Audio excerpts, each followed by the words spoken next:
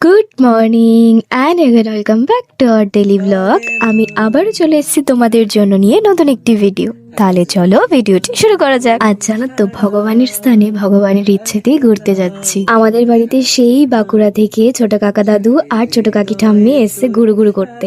আর তাদের একটাই আবদার, কলকাতার সমস্ত মন্দির তারা ঘুরে দেখতে চায়। সমস্ত মন্দিরে মানে বেলুড় মঠ, দক্ষিণেশ্বর, কালীঘাট, এগুলো তারা ঘুরে ঘুরে দেখতে চায়। আর এই তো আমার কাকা দাদু, কেমন লাগছে বলো তো? ভিডিও করছি বলে একটু আবার সুন্দর করে হেসেও দিল। আর আজকে আমরা মেট্রো ছেড়ে জলপথে যাব। আর বাই দ্য ওয়ে, আমার গলাটা কিন্তু প্রচন্ড পরিমাণে ভেঙে গেছে, মানে আমি কিছুদিন ধরে খুবই অসুস্থ ছিলাম, তাই তোমরা একটু ম্যানেজ করে নিও। ওই যে দূরে বেলুড় মঠ দেখা যাচ্ছে, আর এই দিকে ঠিক ব্রিজটার ওপরে দেখা যাচ্ছে দক্ষিণেশ্বর। আর এখানে তোমাদের সঙ্গে একটুখানি আমরা আলাপ করে নিলাম। তুই ছাড়া ডাকিতাও সাজেনা কি জানো তো, সবাই মিলে ঘুরতে গেলে না এই মজাগুলোই থেকে যাবে।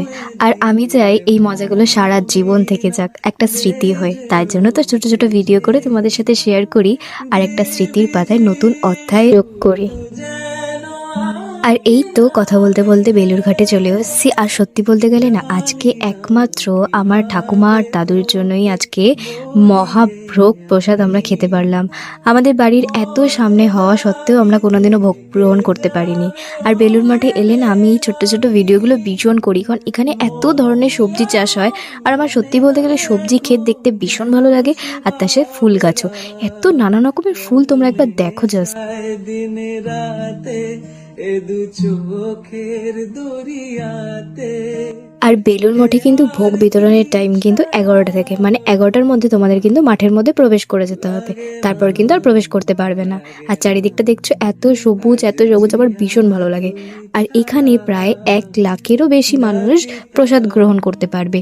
শুধু এই ফ্লোরে না, আরেকটা ফ্লোর আছে সেখানেও, মানে 2 থেকে 3 লাখ প্রত্যেক দিন এখানে প্রসাদ গ্রহণ করে, ভাবা যায়। আর প্রসাদে ছিল কিন্তু খিচুড়ি ভোগ, দারুণ টেস্টি ছিল খেতে। আর এখন আমরা যাচ্ছি দক্ষিণেশ্বর গুরু গুরু করতে, মায়ের দর্শন করতে। আর বিশ্বাস করো, আমার বলতে গেলে একটা ড্রিম ছিল যেরকম ক্যাপ্টেনের মতন জাহাজ চালাবো বা লঞ্চ চালাবো।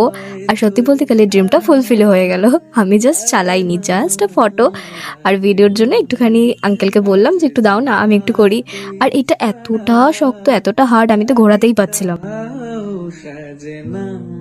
মায়ের মন্দির খুলতে এখনো অনেকটা হাতে টাইম আছে, তার মধ্যে আমার এনার্জি একদম লস হয়ে গেছে। মানে চারিদিকটা এত গরম, আমি একটুখানি ডাব নিয়েছি, ডাব খাচ্ছি, আর তারপর একটু আইসক্রিম খাবো, কারণ গরমও লাগছে। এখন বুঝতে পারছি না এটা শীতকাল না গরমকাল, মানে এখনই যদি এত গরম পড়ে, আমি ভাবছি গরমকালে কতটা গরম পড়ে।